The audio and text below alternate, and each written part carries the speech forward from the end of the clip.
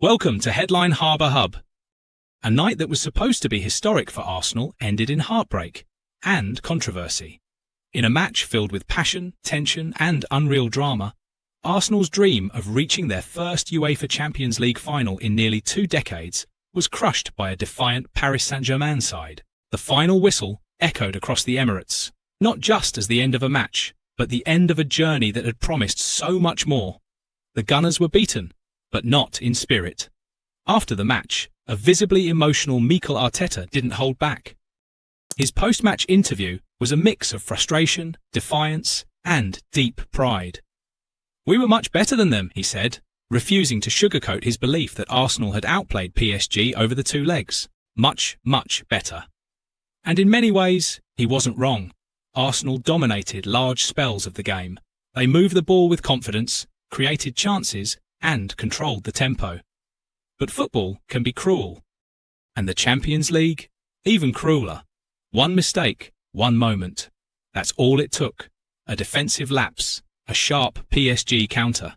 And just like that, it was over. Arsenal's attack kept pushing, Martin Odegaard threading passes, Saka running riot down the right, Havertz giving everything. But the final breakthrough never came. Crosses flew in, shots rained down. But the net remained untouched. Time ticked, hope faded. The final aggregate score read 2-1 to PSG. But for Arsenal, the real defeat was knowing they'd been the better team, and still lost. For Arteta, this wasn't just a loss.